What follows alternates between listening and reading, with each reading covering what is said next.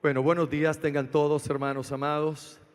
Que la gracia y la paz de Dios, nuestro Padre, y de Jesucristo, su Hijo, sobreabunden en su vida, en la de cada familia, en la casa del Señor. Acá regresando de nuestro descanso de verano, contento de que todo lo que ha estado pasando en la iglesia, y aunque estuve fuera, pero un poquito conectado viendo algunas de las cosas que pasaban, y doy gloria al Señor por lo bueno que es Él, todo lo que hace. Y gracias a ustedes por mantenerse asistiendo aún en el verano, que ya usualmente es un momento donde mucha gente está de vacaciones. Así que a los que están aquí, a los que están conectados a través de internet, bienvenidos. Si está por primera vez aquí hoy en Torrefuerte, Iglesia de la Ciudad, le damos la bienvenida. Somos una iglesia de doctrina esencialmente reformada, significando que abrazamos la doctrina salida de la reforma protestante del siglo XVI y damos gloria al Señor porque predicamos el Evangelio, predicamos a Cristo y a este crucificado y resucitado al tercer día, y predicamos que en ningún otro hay salvación sino solamente en Él. Y predicamos que cualquiera que venga a Él, ese será salvo, porque obviamente nadie viene a Él si el Padre no le trae primero. Así que somos una iglesia, como usted ve, compuesta de familias diferentes, hay de todas las edades, hay gente muy joven como yo, hay otros más viejos, como Luis David, hay de todo aquí entre nosotros. Es broma, Luis David tiene mi edad. Qué bueno, gracias a todos los ancianos y predicadores que nos ayudaron durante este tiempo, y cuando digo ayudaron es que son parte del equipo y continuaron la labor aquí, como Luis David, Oscar, Juli. Tuvimos dos por primera vez enseñando miércoles. Oye, nuestro hermano José Giró y nuestro hermano Maximus Meridius Claudius. Máximo. Qué bueno, contento de que Dios siga levantando líderes y maestros. Eso es lo que tiene que pasar. Ese es el propósito de la iglesia. Así que, bueno, vamos a entrar a la palabra, porque sí, en algo me fijé y me dio vergüenza. Todos los predicadores de domingo terminaron a las 12 y yo nunca termino a las 12. Yo siempre predico más. Hoy me he propuesto predicar más. No voy a poder hacer lo que ellos hacen. Queda la admiración, no es broma. Vamos a ver, hoy tenemos la cena del Señor. Cuando terminemos vamos a participar de la cena. Ese acto glorioso es la cena. Así que oremos. Padre, gracias por la reunión. Qué glorioso es estar aquí en tu casa. Qué bendición, qué bueno es estar los hermanos juntos en armonía, Señor, porque es que aquí está tu bendición. No lo que nosotros podamos hacer, es tu bendición, es tu presencia la que está aquí, es tu palabra la que se abre y brotan fuentes de ellas para alimentar nuestra vida, afianzarnos en la esperanza inmovible que es ella. Ayúdanos ahora al predicar tu palabra. Por favor, abre oídos espirituales, Señor. Toma la atención de tu pueblo aquí, de tu pueblo conectado a través de la internet. Por favor, que tu palabra corra, glorifícate a través de ella. No permitas que mis incapacidades vayan a estorbar el poder glorioso de tu palabra. Te lo suplico, Señor, en el nombre de Jesús. Amén y amén. Bueno, estamos en Efesios y vamos a pasar al capítulo 3. Gloria a Dios. Oye, qué bueno es Dios. Capítulo 3 de Efesios. Ya hemos cubierto esos dos primeros capítulos y les recuerdo, para motivos así más prácticos, que los primeros 3 capítulos de Efesios son doctrinales. Son los que establecen la doctrina, la enseñanza, que luego en los 3 capítulos posteriores va a ser traducida a la práctica. Y quiero, antes de arrancar con el capítulo 3 y aún leerlo, quiero decirles que uno de los problemas graves que está teniendo, podemos decir, la iglesia cristiana, aunque hay tantos grupos que alegan ser cristianos y no lo son, pero aún la iglesia cristiana, recuerde que hay iglesias más puras, menos puras, que son la iglesia. Hay gente que no son la iglesia, se reúnen pero no son la iglesia.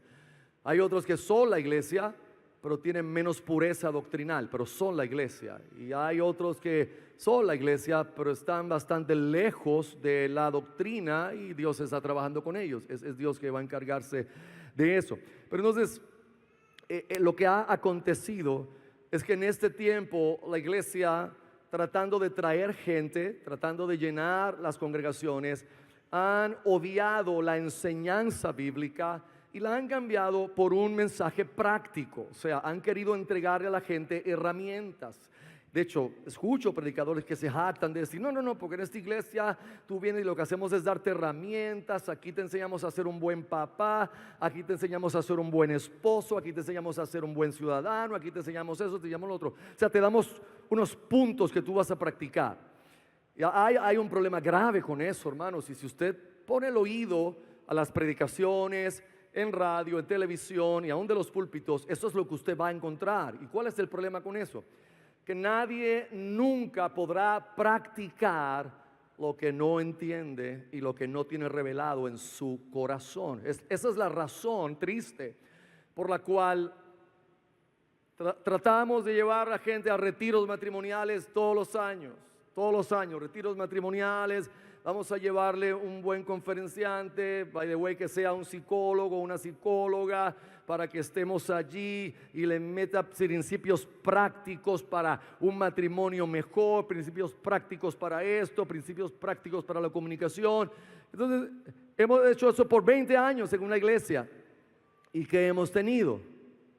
Peores matrimonios, más divorcios, gente con matrimonios mediocres, gente con problemas matrimoniales por el techo, matrimonios que no se asemejan en nada a lo que la Biblia dice. ¿Cuál es la razón? Que yo no le puedo enseñar a alguien a practicar lo que no sabe y le ha sido revelado primero en el corazón. La doctrina, hermanos, es imprescindible. La doctrina es esencial. ¿Por qué? Porque toda práctica sale de la doctrina. Una vez que la doctrina correcta está plantada, entonces la práctica correcta va a surgir. Si yo tengo la enseñanza correcta, esa enseñanza va a hacer que en mi corazón, a través del Espíritu Santo, se produzca la práctica correcta. Entonces, ser un buen esposo no son 7 puntos de un retiro matrimonial. Ser un buen esposo es poder llegar al capítulo 5 de Efesios, habiendo primero pasado por los 3 capítulos de Efesios. Es encontrar allí, maridos, amad a vuestras mujeres. Pero antes de entender cómo yo voy a amar a mi esposa, tengo que haber tenido los primeros 3 capítulos que me enseñan quién soy en Cristo, que me enseñan todos los privilegios de gracia que Dios me ha dado, que me enseñan que soy una nueva criatura, que Dios me eligió, que Dios me llamó, que ha puesto su espíritu en mí y que sí existe la posibilidad real de amar a mi esposa, no perfectamente, pero amarla y buscar amarla como Cristo amó a la iglesia. Si yo trato de practicar eso sin la doctrina, sin el entendimiento, eso va a ser simplemente un desastre. Y este desastre es el que hemos tenido en la iglesia cristiana por muchos años en nuestro país, en Estados Unidos. Somos tan pragmáticos que todo lo que queremos es que nos den puntos. No, dame algo que yo practique, dame algo que yo practique. Antes de practicar, tienes que tener la doctrina en el corazón. Todos queremos ser buenos padres, pero buenos padres no son 10 principios para ser buenos padres. Buenos padres se hacen cuando estudian la Biblia, cuando el Evangelio está en el corazón, cuando conocen la Escritura, cuando conocen al Padre de Gloria, cuando conocen la lección, cuando conocen todas estas cosas. Entonces mi corazón se vuelve compasivo para ser un buen padre. Pero por tomar unos puntos, y eso ha suplantado la enseñanza a tal grado, queridos, que hay grupos que se llaman así mismos cristianos que dicen, no, mira, en esta iglesia no bregamos con eso de doctrina. Aquí lo que te damos es lo que tú necesitas para la vida diaria. Eso es un disparate, hermanos. Sin la doctrina no hay práctica. Así que habiendo dicho eso, ya defendí el por qué voy a predicar lo que voy a predicar esta mañana. Porque esta mañana no le voy a dar 7 puntos para nada, tampoco 5, tampoco 4, tampoco tengo 3, no tengo 2, no tengo ni siquiera 1. Lo que tenemos es entrar al capítulo 3 de Efesios y ver uno de los capítulos más extraordinarios de esta epístola, porque es el capítulo donde el apóstol Pablo abre el corazón. Él abre aquí su corazón para hablar de su ministerio. Es interesante lo que ocurre aquí. Quiero dar lectura en el capítulo 3. Vamos a leer desde el 1 hasta el 13, aunque hoy nos vamos a quedar en los primeros versos. Por esta causa, yo Pablo soy el prisionero del Mesías por amor a vosotros los gentiles.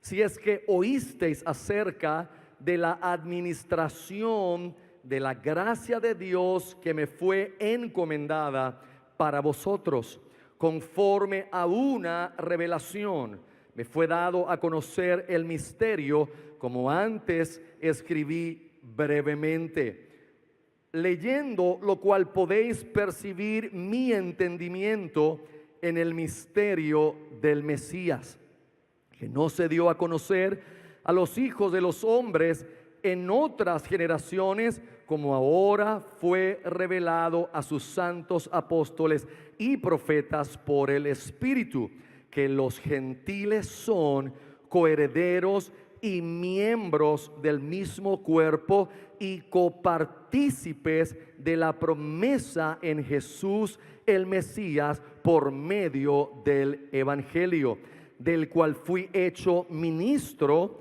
según el don de la gracia de Dios que me fue dada, conforme a la eficacia de su poder. A mí, que soy menos que el más pequeño de todos los santos, me fue dada esta gracia de proclamar a los gentiles el evangelio de la inescrutable riqueza del Mesías y de sacar a la luz cuál es la dispensación del misterio escondido desde los siglos en Dios, que creó todas las cosas, para que la multiforme sabiduría de Dios sea dada ahora a conocer por medio de la iglesia, los principados y potestades en los cielos, conforme al plan de las edades que hizo en Jesús el Mesías, Señor nuestro, en el cual tenemos seguridad y derecho de entrada con confianza por la fe en Él. Por tanto, pido que no desmayéis a causa de mis tribulaciones por vosotros, que son vuestra gloria. Interesante gloria, el apóstol le dice a esta gente que tienen. Las tribulaciones del apóstol eran la gloria de los efesios. Así que déjeme dar un pequeño repasito para caer en perspectiva donde estamos y que tengamos un contexto. Recuerde que esta epístola abre gloriosamente en ese capítulo 1, mostrándosenos todas las bendiciones, todas las riquezas, las cosas tan grandes, los privilegios tan enormes que Dios nos ha dado en Cristo Jesús. Ese es el propósito. Primero, saturarnos con que sepamos cuán dichosos somos aquellos que Dios ha llamado, cuán bendecidos, cuán ricos, inmensamente ricos somos espiritualmente hablando, todos aquellos que han sido llamados a la salvación. Y Pablo comienza entonces a mostrar esas bendiciones, a tomar palabra sobre palabra y a aglomerarla, hablando de las riquezas de la gloria, las riquezas de esas bendiciones, para llevarnos al entendimiento de quiénes somos en Él. Y luego Pablo ora por los efesios, y obviamente esa oración es para toda la iglesia.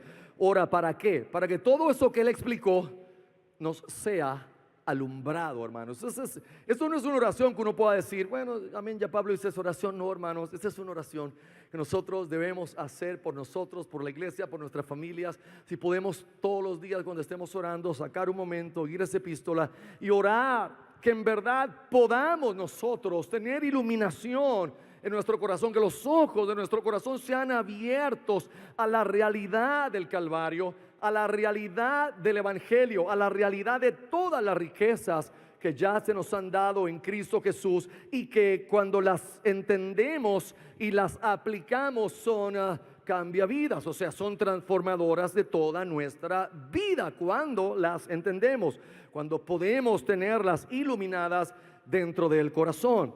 Después de la petición, el apóstol Pablo entonces comienza a trabajar el concepto de la salvación por gracia a través de la fe, solo por gracia y solo a través de la fe, mostrando que no hay otra forma, no hay otro medio, no hay otra manera. Por obras nadie podrá ser salvo. Las obras tienen la razón de ser después de la salvación.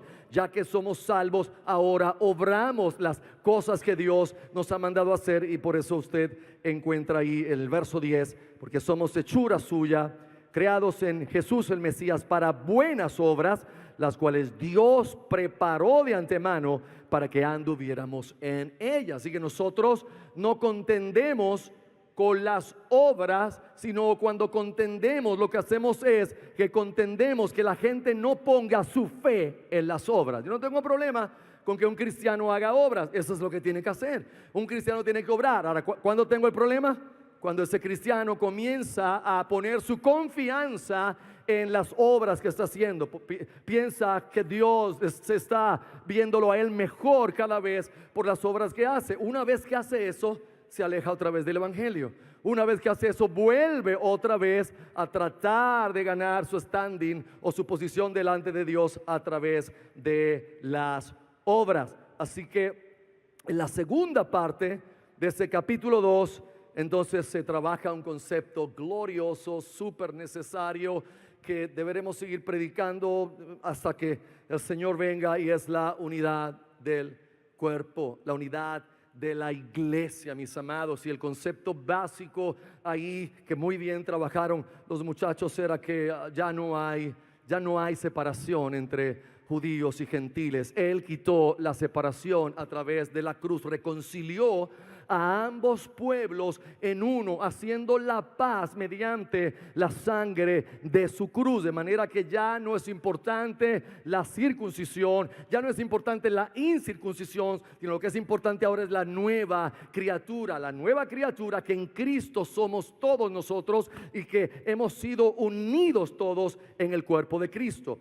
Obviamente, para usted tener el entendimiento más profundo de eso, usted debe estudiar primero el abismo que había entre nosotros los gentiles y los judíos. Tiene que entender cuán lejos estábamos nosotros, cuán fuera estábamos nosotros del pacto, cuán imposible humanamente era que nosotros paganos pudiéramos entrar en los pactos de la promesa. Y por eso es que Pablo le está recordando, está diciendo: recuerden ustedes, los gentiles, en cuanto a la carne, ustedes no eran del pueblo de Dios, ustedes no tenían pacto, ustedes estaban fuera. ¿Por qué le está recordando esto? Porque cuando uno sabe lo que no tenía, de lo que no era digno, ahora puede apreciar más aquello que se nos ha dado por gracia, aquello por lo que no he tenido que trabajar, aquello que me han regalado, que me han dado gratis. Pero cuando veo dónde yo estaba, lo imposible que era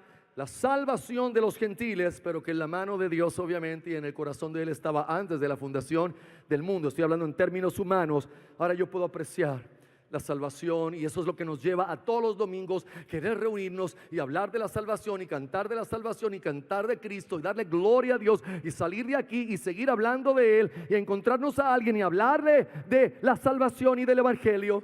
O por lo menos así deberíamos vivir. Esa es la forma que deberíamos nosotros vivir, porque estamos enamorados de todo lo que Dios ha hecho, asombrados de todo lo que Dios ha hecho, sabiendo que no éramos dignos sino de todo lo contrario. Éramos dignos de todo lo contrario.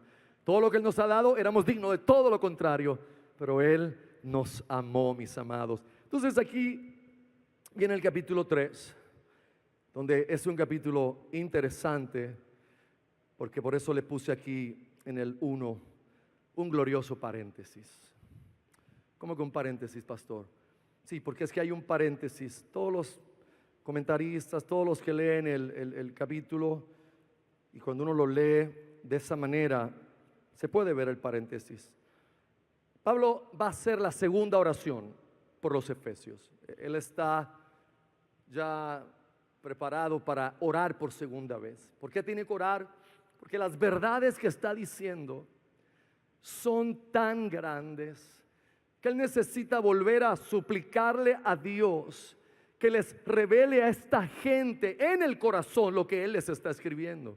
Porque si no, esto iba a pasar por encima de la cabeza de esta gente. Y Pablo oraba intensamente y está preparándose para una segunda oración que sin embargo se interrumpió y va a comenzar en nuestras Biblias en el verso 14.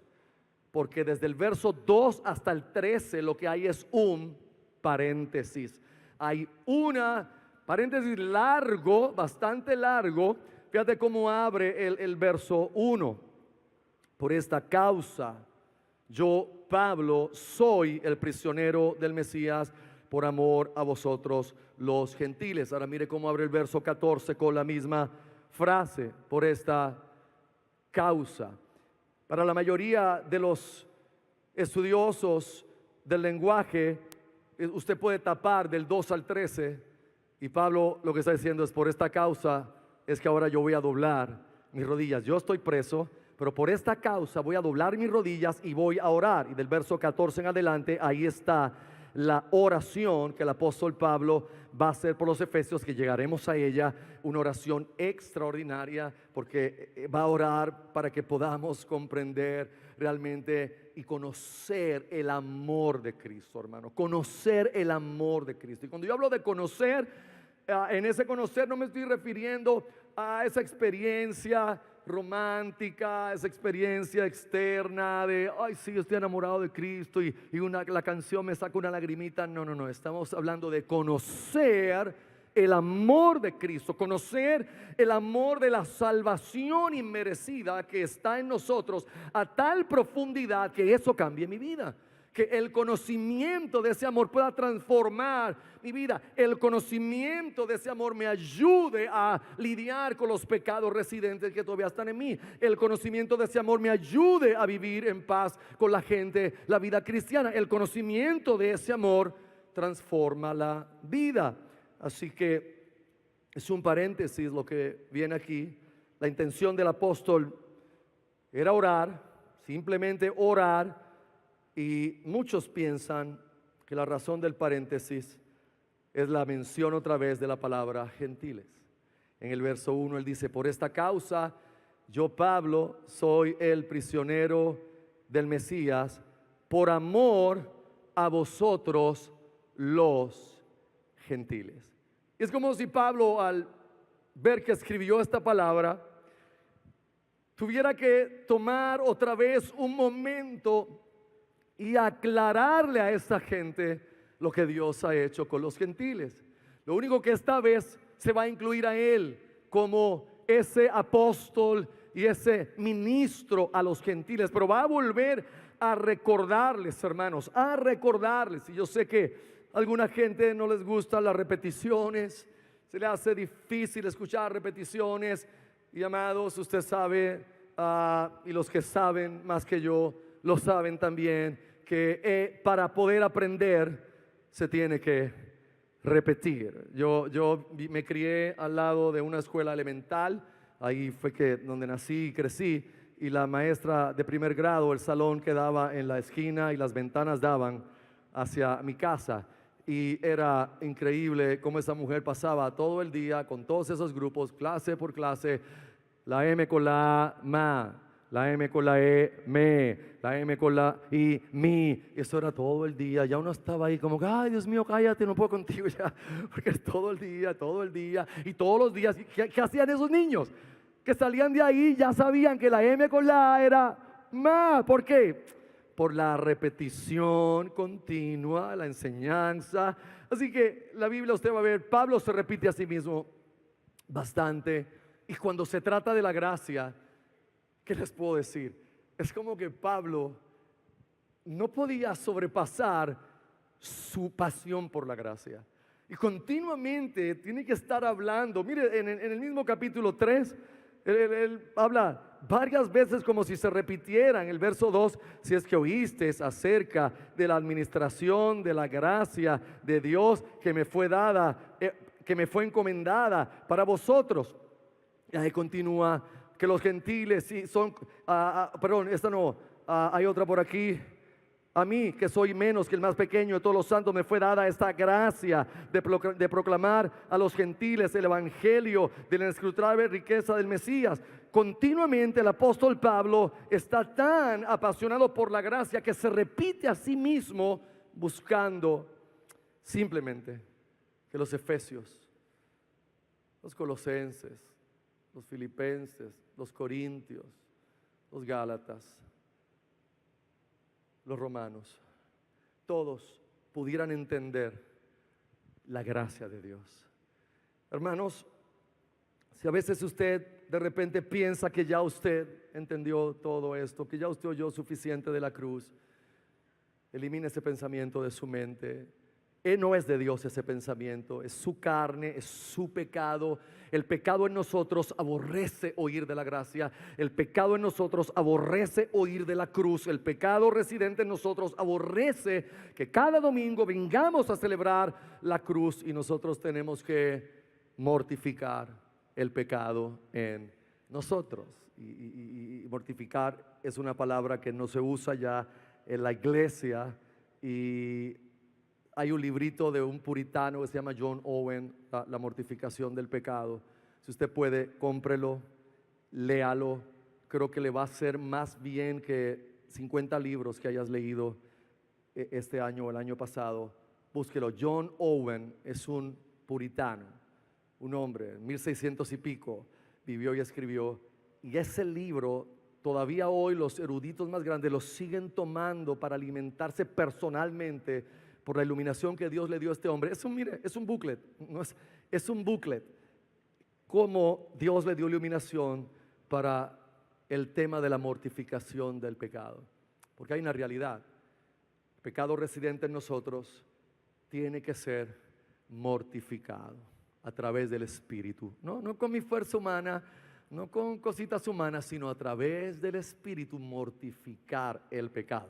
Así que el apóstol aquí ahora va a comenzar en el verso 1 y interrumpe con un paréntesis. Por esta causa, yo, Pablo, soy el prisionero del Mesías, por amor a vosotros los gentiles. Una vez que digo esta palabra, va a volver a trabajar algunos conceptos donde esta vez va a abrir el corazón y va a incluir lo que sería la naturaleza de su ministerio y segundo, el propósito de su ministerio. Voy a hablar de dos cosas: la naturaleza, de dónde sale el ministerio de Pablo.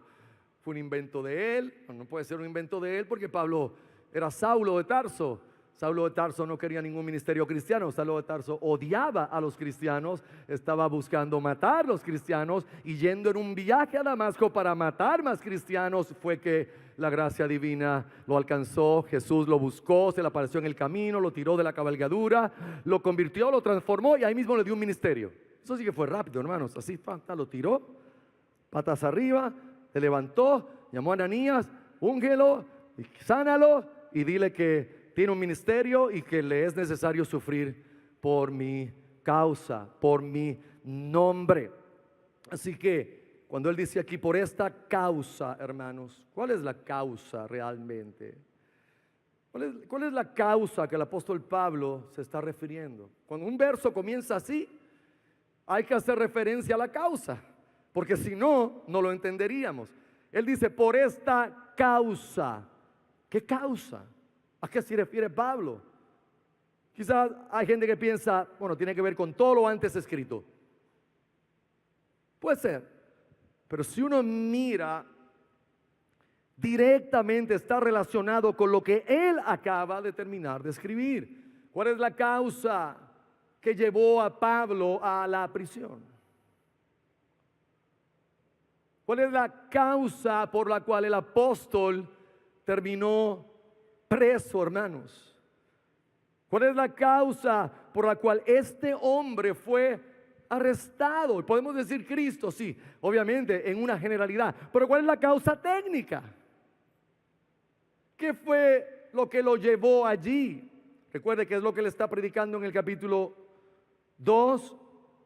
Él está predicando la unión de judíos y gentiles. Él está diciendo, no tienen que guardar la ley ceremonial. No tienen ustedes que guardar estas cosas. Eso es por gracia a través de la fe. Ahora, imagínense cuando el mundo judío del tiempo de Pablo comenzó a escuchar que había alguien que estaba proponiendo que cesaran los gentiles cristianos y aún los judíos dentro de ellos de guardar la ceremonia, las fiestas, la circuncisión. Esta gente se encolerizó, era obvio, y vamos ahorita a ver la razón de por qué era tan obvio. La causa incluye la realidad de que Pablo estaba convencido de que judíos y gentiles eran un solo cuerpo. Y a un judío tú le puedes decir, mira, aquí está este gentil, vino a Cristo. Ok, él diría, tremendo, vino a Cristo. Eso no lo hace igual que yo. Eso no lo hace igual que yo. Yo soy judío. Si yo estoy en Cristo, pero tú no entiendes, yo soy del pueblo. Él está en Cristo, pero él no es del pueblo. Él no pertenece a nuestra nacionalidad. Él no es hijo de Abraham. Eso es lo que Pablo está derribando. Y derribar eso es Martín Lutero diciendo al Papa que es un gusano. Es lo mismo. Es Martín Lutero diciendo al Papa que es un insecto. Lutero tenía una manera de escribir muy interesante y varias veces le dijo al Papa que era un insecto que tenía que salir de ahí. Y alguna vez le pregunta, ¿por qué el Papa se molestó? Hello, ¿por qué el Papa se molestó? Así que este es un hombre contra siglos de tradición. Este es un hombre contra generaciones de tradición que, aunque estaban ahora, muchos de ellos, miles de ellos, estaban en Cristo, guardaban celosamente la ley y las tradiciones judías y tenían a Cristo. Ellos decían, no, yo tengo a Cristo, pero guardamos la ley y las tradiciones judías. Así que, interesantemente, cuando Pablo escribe a los Efesios esta carta, Pablo está preso. Es interesante porque cuando uno lee los Efesios, esta carta no huele a prisión ni sabe a prisión por ninguna parte. Es como Pablo no deja escapar nada de su prisión.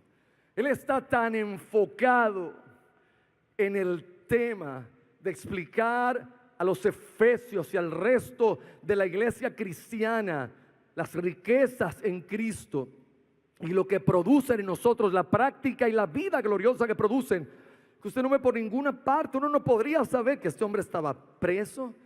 Sí, recuerde, Pablo estaba en arresto domiciliario en Roma. Estuvo 2 años en arresto domiciliario, pero arresto domiciliario significaba que aunque él estaba en una casa alquilada, pero estaba encadenado a un soldado romano todo el tiempo. O sea, todo el tiempo estaba encadenado un soldado romano, y aunque tenía cierta libertad de recibir a alguna gente y tenía libertad para escribir, ya ven cómo escribió esta carta, pero estaba custodiado 24/7, amarrado, encadenado a este soldado romano. Ahora, ¿usted recuerda cómo Pablo llegó ahí? ¿Qué fue lo que pasó? Recuerde que después que Pablo predica, funda iglesias, hace el ministerio tan glorioso que Dios le dio, hay milagros, hay señales, hay iglesias fundadas, toda una gloria del Señor a través de persecuciones, a través de latigazos, a través de pedradas, a través de sufrimiento, a través de dolor. Entonces Pablo sabe que si él quiere vencer este cisma que había entre judíos y gentiles, probablemente tenía que hacer algo más. Y no sé si ustedes recuerdan cómo Pablo comenzó a recolectar una ofrenda enorme para gente pobre de Jerusalén. Pablo era un erudito, hermanos, y Pablo sabía que quizás si él se presentaba con misericordia y con amor, iba a ser mejor recibido allá en Jerusalén. Y él toma esta ofrenda tremenda, toma algunos varones griegos con él y les pide que lo acompañen a Jerusalén, y Pablo va a Jerusalén con esta ofrenda. Santiago, principal de la iglesia de Jerusalén, lo recibe y recibe la ofrenda, y Pablo les testifica todo lo que ha hecho Dios a través de su ministerio con los gentiles. Y la frase de Santiago es como bien corta, es como que tremendo, parafraseándolo yo, tremendo, gloria a Dios por eso. Pero tengo que decirte algo, usted lo puede leer en Hechos 21. Es como que, wow, todo eso pasó, tremendo. Pero quiero que sepas algo. Aquí hay miles de judíos que creen en Cristo, que son celosos de la ley y han escuchado que tú blasfemas contra la ley. Han escuchado que tú te opones a la ley de Moisés. Y esa gente está aquí. Este es Santiago, hermano. Santiago, hermano del Señor, según la carne. Y le dice, vamos a hacer algo, Pablo. Mira, hay unos varones que están haciendo un ritual judío. No sabemos bien si era un voto nazareo. La Biblia no explica realmente el voto que era, pero están haciendo un voto. Mira, Pablo, prega con esto. Vete con esos varones, haz el voto con ellos, págale a ellos el dinero que tienen que dar de ofrenda por todas las cosas que van a hacer. Y así estos judíos van a ver que tú no tienes problemas con la ley. Dale. El apóstol Pablo dijo, bueno, no hay problema. Y fue y comenzó a hacer este voto. Y antes del séptimo día de la purificación, Pablo sale fuera del templo. Cuando salió fuera del templo, los judíos, unos judíos venidos de Asia, lo vieron y causaron un gran tumulto con una mentira. Dijeron, este hombre metió un griego en el templo. Si usted sabe la diferencia abismal entre judíos y gentiles, un gentil no podía pasar del atrio de los gentiles hacia el templo porque podía ser muerto, él y el que lo pasara, el judío que lo llevara. Y Pablo llevó a un muchacho llamado Trófimo. Entonces estos judíos mintieron porque habían visto a Trófimo con Pablo por las calles, pero Pablo nunca lo entró al templo. Pablo no es tan tonto como para eso, pero mintieron, se alborotó la ciudad y Pablo terminó preso 2 años en Cesarea, apela al César, y 2 años en Roma. Piense este escenario, hermano. Ese es el apóstol de los gentiles. Este hombre lo único que ha hecho es bien. Lo único que ha hecho es predicar el evangelio. Lo único que ha hecho este hombre es hablar la verdad, predicar a Cristo donde quiera.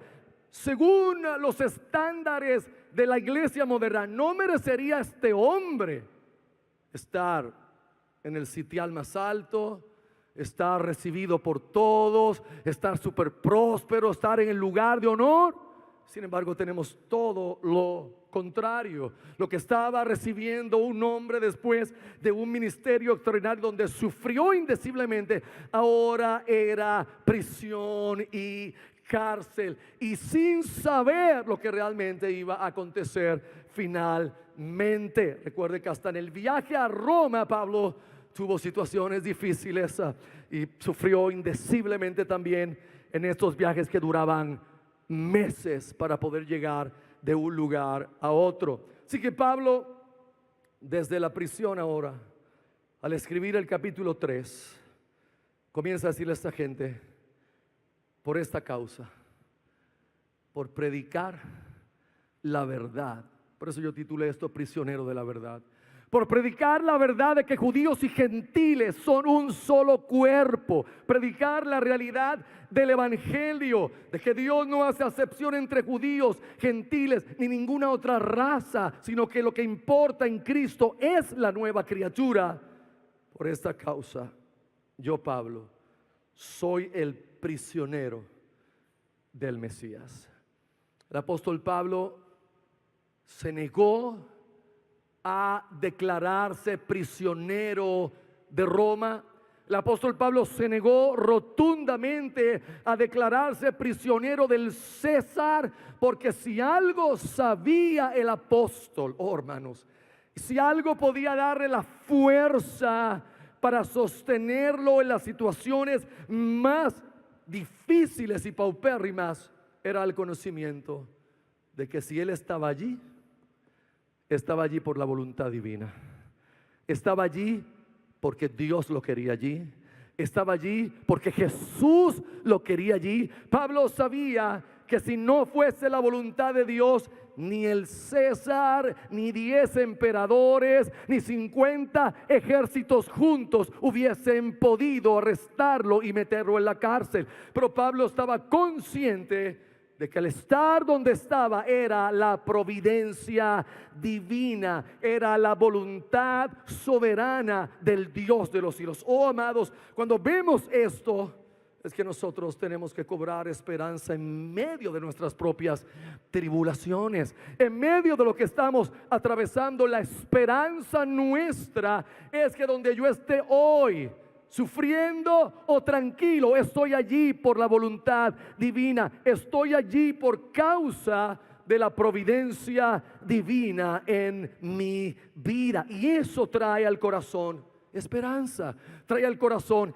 aliciente. No es lo mismo creerme preso del sistema que saberme prisionero de Cristo. Si soy prisionero de Cristo, esto durará hasta que Él quiera. Y una de dos: o me sacará para seguir predicando, o me llevará para estar con Él en su gloria y verlo cara a cara. De una de las dos maneras va a terminar, porque no es el César el que me tiene preso, no, es el sistema que me tiene preso, no es el mundo que me tiene preso. La gran pregunta esta mañana es: ¿de quién tú eres preso?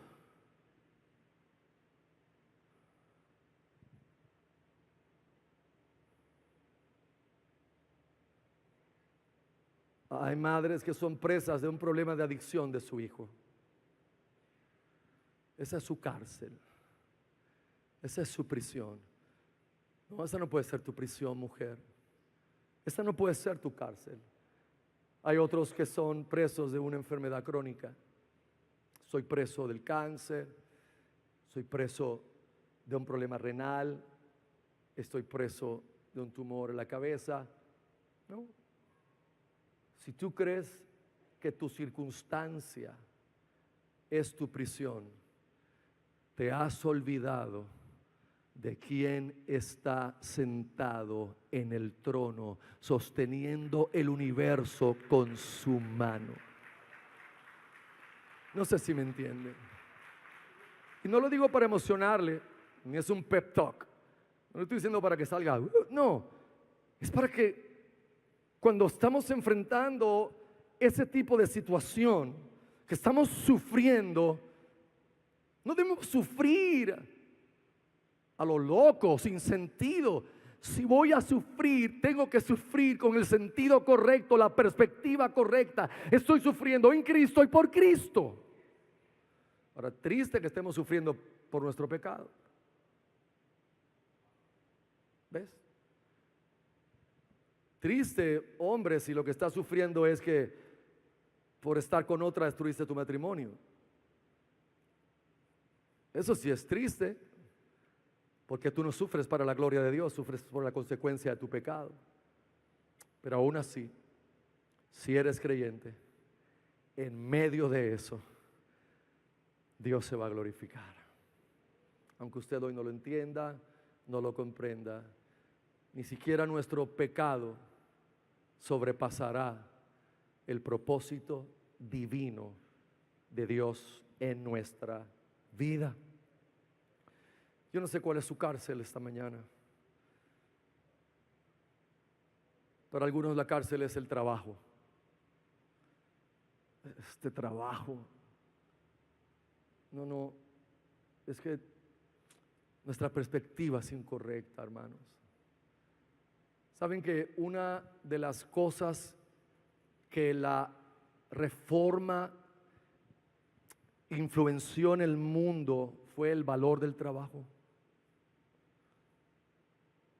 Y los países donde la reforma protestante fue fuerte, usted los visita hoy y ve que valoran el trabajo, porque el trabajo se ve como un elemento de glorificación a Dios. Los países que no recibieron la reforma, como España, el trabajo es una maldición. ¿Y de qué nosotros heredamos? Ahora usted sabe por qué está el vago choreto en este país. No, estoy hablando en serio. Es una frase cómica, pero estoy hablando en serio. Es nuestra herencia. En España todavía permea ese sentido de que el trabajo no es bueno. El trabajo es como que, no. En Europa y los países influenciados por la reforma, el trabajo es digno. El trabajo es, voy a glorificar a Dios ahora. El pastor va a la oficina y yo voy al taller de mecánica. El pastor va a dar una consejería y yo arreglo esta transmisión. Él glorifica a Dios y yo glorifico a Dios cuando el cliente se vaya con su carrito, con su transmisión arreglada. ¿Cuándo se entiende lo que estoy diciendo? Ahora, si para usted es como que, no, pastor, usted sí glorifica a Dios en eso. Yo lo que estoy bregando aquí con tuercas y grasas, no. Porque está mal. Nuestra perspectiva está mal y por eso cuando sufrimos no tenemos la perspectiva correcta. ¿Cómo usted cree que hombres como estos podían enfrentar tales sufrimientos? Ellos no eran superhéroes, ellos no eran mejores que nosotros, ellos tenían un conocimiento más profundo que nosotros. Sí, es lo que Pablo está tratando de que tengamos. Eso es lo que les va a orar. Si esta gente conociera realmente el amor de Cristo, podrían atravesar el infierno y mantenerse agarrados del amor de Cristo sin mirar nada más, perdiéndolo todo, no importa lo que ocurra, agarrados del amor de Cristo. Oh, queridos, este mundo moderno, occidental, nos aleja tanto de eso. Nos aleja tanto de eso. Es tan difícil para los cristianos occidentales como nosotros ver estas cosas, porque nosotros estamos enamorados de las posesiones, de lo que tenemos. Estamos enamorados, es como que está metido en nuestra fibra. Es como que lo que tengo me hace ser quien soy, y cuando lo pierdo es como que perdí todo lo que soy. Y no, mis amados, no, mis amados. El apóstol Pablo, conociendo la naturaleza de su ministerio y quién se lo había dado y la gracia que se le concedió, no se consideraba preso de Roma para nada. No soy preso de Roma, soy prisionero del Mesías. Él me puso aquí para su gloria, Él me puso aquí para predicar el evangelio, Él me puso aquí para hablarle a reyes y para hablarle a eminencias, y estoy aquí preso de Roma por su providencia santa. Yo no sé si a usted le pasa, yo estoy aprendiendo el evangelio ahora, a vivirlo, a practicarlo en mi vida, y cada rato que me pongo quejoso me doy cuenta, Richard, todavía no has entendido la soberanía divina, todavía no entiendes la providencia. No sé si a usted le pasa, yo los veo a ustedes tan santos ahí que quizás no le pasa nada de eso, pero yo siempre vengo aquí a abrir el corazón y me pasa, hay una circunstancia adversa o salió como yo no quería. Entonces, en vez de responder en la fe de Dios, en la paciencia, la queja está ahí. Pero ¿y por qué esto tiene que pasar ahora? Pero ven acá, pero si yo estoy tratando de hacer la voluntad de Dios, pero si esto que yo estoy tratando de hacer es bueno, Señor, pero si y después de un rato, ¿pero qué estás haciendo? ¿Estás haciendo, mijo? Lo que estás predicando, chúpatelo. Vívelo. Sí, porque es fácil hablar de soberanía mientras mi salud está intacta, mis emociones están bien, mis hijos están bien chéveres, hay chavitos por aquí, pero qué difícil hablar de soberanía Cuando todo eso se desquebraja. Ahí es que es difícil. Ahí es que tratamos de sacar al diablo otra vez por todas partes. No sé si alguien entiende. Queridos, el apóstol Pablo pudo enfrentar todo esto porque él se consideraba a sí mismo dichoso de sufrir. Vaya conmigo a Colosenses, si es tan amable. Eso es lluvia. Wow. Gloria a Dios. ¿Usted nunca se ha quejado por la lluvia? Mire, esas mujeres con un blower bien dado. Dígame si usted no ha salido y ha dicho, Él es soberano. Uno va aprendiendo. Colosenses 1, hermanos, verso 24 en adelante. Mire qué glorioso esto. Mire el conocimiento del apóstol. Por eso es que conocer a Cristo, eso es lo que importa, hermanos, el amor de Cristo. Él dice, ahora me regocijo en los sufrimientos por vosotros. Miren esto, hermano, ahora me regocijo en los sufrimientos por vosotros y completo en mi carne lo que faltaba de las aflicciones del Mesías por su cuerpo, que es la iglesia, de la cual yo llegué a ser ministro. Una vez más, según la administración de Dios que me fue dada para con vosotros, a fin de que proclame plenamente la palabra de Dios, el misterio oculto desde los siglos y edades, pero ahora manifestado a sus santos, a quienes quiso Dios dar a conocer cuál es la riqueza de la gloria de este misterio entre los gentiles, que es el Mesías o Cristo en vosotros, la esperanza de gloria, a quien nosotros anunciamos, amonestando a todo hombre y enseñando a todo hombre con toda sabiduría, para presentar a todo hombre perfecto en el Mesías, en lo cual también me fatigo, luchando conforme a su potencia, la cual actúa poderosamente en mí. ¿Qué clase de perspectiva tenía este hombre? Estoy sufriendo, pero me gozo en lo que estoy sufriendo por vosotros. Me gozo en eso, hermanos. ¿Cuándo será que lleguemos ahí? ¿Cuándo será que lleguemos ahí, que digamos, no, mira, estoy sufriendo por el Evangelio, pero me gozo por estar sufriendo por el Evangelio? Nos permita llegar al Señor ahí. Entonces, quiero darle un poquito más, no me quiero pasar hoy demasiado. El verso 1 dice, por esta causa yo, Pablo, soy el prisionero del Mesías, por amor a vosotros los gentiles. Por amor a vosotros. Mire cómo Pablo consideraba lo que Dios le había dado, su ministerio. Él amaba a los gentiles por amor a ustedes. Obviamente, primero por el amor de Dios que lo llamó a él y puso este amor en el corazón de Pablo por el ministerio, por amor a ustedes, gentiles. Es que está pasando todo esto. Por amarles, oh hermanos, la iglesia, cuando digo la iglesia me refiero al cuerpo de Cristo. Necesitamos otra vez cristianos que entendamos que todos hemos sido llamados al ministerio. Es obvio que Pablo tenía un ministerio único. Es obvio que Pablo tenía un ministerio especial que nadie más volverá a tener en la historia de la iglesia. Pero Pablo también enseña claramente, y otros escritores, que todos los creyentes, todos nosotros somos ministros competentes de un nuevo y mejor pacto. Todos somos servidores, todos hemos sido llamados a contribuir y con los dones que Dios ha puesto en nosotros servir a la iglesia, servir a los santos y predicar el evangelio afuera.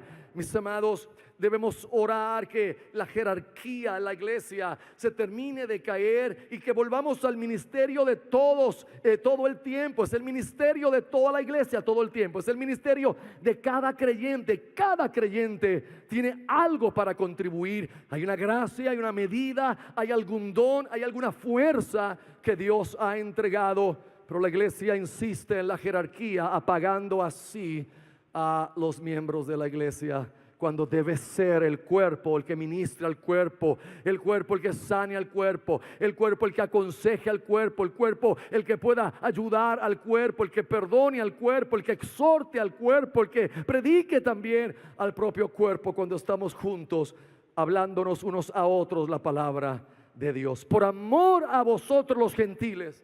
Con eso Pablo explica, con esa frase tan simple, su ministerio único y peculiar que Dios le dio. Aparte, esta era la razón de su encarcelamiento. El verso 2 dice: si es que oísteis acerca de la administración de la gracia de Dios que me fue encomendada para con vosotros. Es interesante porque en español no hay manera de que, si yo leo esta frase, la puedo leer 1000 veces, y cuando leo si es que oísteis, siempre en su mente y en la mía, lo que yo voy a pensar es que Pablo está dudando si ellos oyeron, si es que oísteis. Y eso es lo interesante de los idiomas originales, y que en el idioma original esa no es la intención de esa frase, sino esa frase carga algún poco de ironía. Pablo lo que está diciéndole es: seguro que ustedes tienen que haber oído. Recuerda, su ministerio se ha esparcido, su ministerio ha crecido, su ministerio está en boca de toda Asia, su ministerio se ha proliferado, y el apóstol realmente lo que está diciendo aquí es: seguro que ustedes han oído acerca de la administración de la gracia de Dios que me fue encomendada para con vosotros. Y en este segundo verso ya vemos cómo el apóstol Pablo se ve a sí mismo en el ministerio. Pablo se ve simplemente, hermanos, como un administrador. Ahora, ¿qué es un administrador? Alguien que administra no es dueño de los bienes que administra. Alguien que está sobre una casa como administrador hace que las cosas funcionen, trabaja con las cosas que están ahí, inclusive con otras personas que están en una casa, pero él no es dueño de nada de esas cosas, sino que alguien le delegó la responsabilidad y la persona está administrando, pero nada es suyo. Él no es la persona importante, el importante es el dueño de la casa. Y el apóstol está expresando, abriendo su corazón para que los efesios entiendan: a mí lo que se me entregó fue esta administración. Esto no es mío, yo no lo merezco, yo no soy digno de esto, pero Dios me entregó esta administración para que pueda dársela a ustedes. De hecho, si me acompaña a Primera de Corintios un momentito. Primera de Corintios 4:1. No solamente él se veía como administrador, él quería que los demás lo vieran a él y a los otros como administradores. Verso 4, 1 Corintios 4:1. Así considérenos todo hombre como servidores del Mesías y administradores de los misterios de Dios, que es lo que él está haciendo con los efesios. Está revelando el misterio que había estado oculto, lo que había estado tapado. Recuerde que la palabra misterio en la Biblia es la palabra apocalipto, lo que significa es develar, quitar el velo, una verdad que estaba velada hasta que Dios la quisiera revelar. Y dicho sea paso la aclaración, esa verdad solamente puede ser entendida por revelación divina. No había manera que nadie entendiera el ministerio final de Cristo si no era por revelación, y no había manera que nadie entendiera que los gentiles formarían un solo cuerpo con los judíos, a menos que eso no se trajera por revelación. Nadie lo iba a estudiar, nadie lo iba a adquirir a través de lectura, nadie podía llegar a la conclusión de eso, sino Dios tenía que revelarlo. Y Dios se lo reveló a Pablo y lo hizo administrador. Palabra administrador, la palabra oikonomía, donde sale nuestra palabra economía, oikonomía, que administra los bienes de otro. Y el punto aquí, para hacer un poquitito de aplicación práctica, es que, aunque repito, Pablo tenía un ministerio único, Nadie tendrá ese llamado otra vez, pero todos los que estamos aquí, todos, somos en cierta medida administradores de la gracia de Dios. Todos, hermanos. Y cuando digo administradores, no es que me dieron la gracia para yo satisfacerme de ella. No, me dieron la gracia para entonces nosotros administrarla para otra gente, para poder pasarla a otros y llevarla a otros y predicarla a otros. Y la realidad es que eso fue lo que se nos encomendó a nosotros. Se nos dio esa encomienda de tomar algo tan precioso que no merezco, que jamás mereceré, y ahora pasarlo a otros.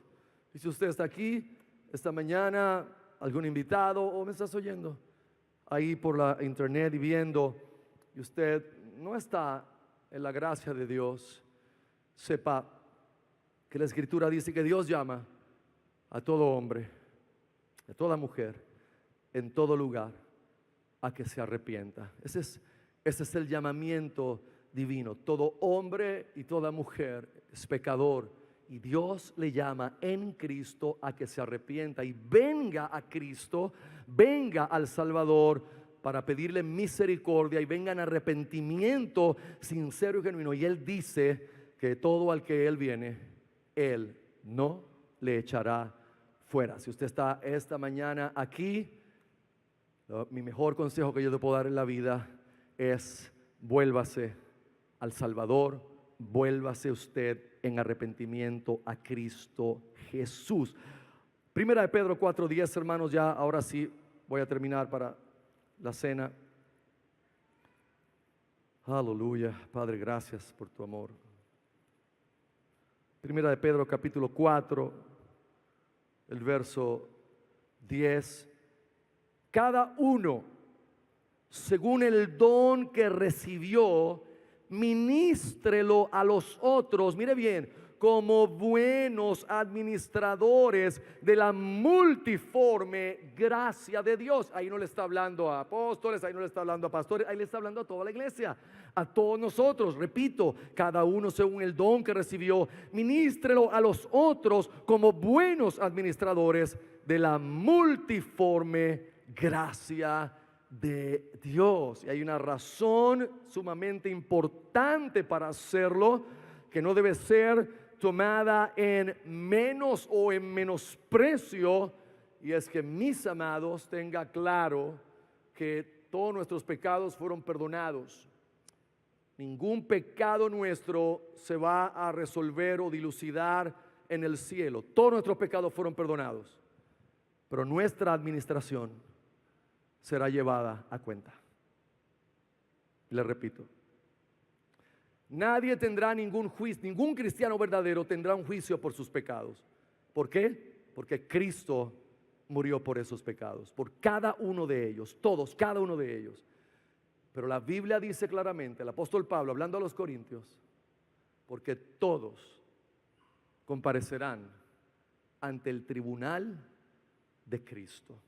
Y ese tribunal es para poder examinar nuestra administración, los dones que nos dieron, el tiempo que nos dieron, la gente que pusiera a nuestro alrededor, todo lo que Dios nos entregó. ¿Qué hicimos con eso? ¿Para ser recompensados o sencillamente para pasar sin recompensa? Yo le digo, alguna gente piensa que no tienen una gracia exagerada y piensan que eso no va a pasar. Eso es bíblico. 2 Corintios 5:10 dice: porque todos, y todos es todos, compareceremos ante el tribunal de Cristo. Vuelvo y le digo, no es, la gente oye eso y dice: ay, no, usted esté tranquilo, nuestros pecados han sido perdonados. Usted siga confesando y arrepintiendo y buscando que la gracia de Dios nos ayude a crecer en santificación todos los días, pero nuestra administración va a ser evaluada. Porque ¿qué clase de dueño sería Cristo si después que entrega toda la riqueza de gracia que Él tiene, no le importa lo que hicimos con ella? Sirva esto para dos cosas. Si usted siente que esto le trae temor reverente, amén. Sirva esto para traerle profundo temor reverente. Y si hasta aquí usted puede decir, oh Dios mío, si eso fuera hoy, mi administración está pésima. Pues sirva la convicción de hoy para traer arrepentimiento y suplicarle a Dios. No es para que ahora mañana hagas 1000 cosas en la carne para tratar, no, mañana suplicarle a Dios que te ayude a ser un buen administrador, que te dé hambre por el servicio a Él, por la predicación del Evangelio, por comunicar las buenas nuevas, que te dé hambre de vivir el Evangelio prácticamente en todas las áreas de la vida. Oramos en esta hora.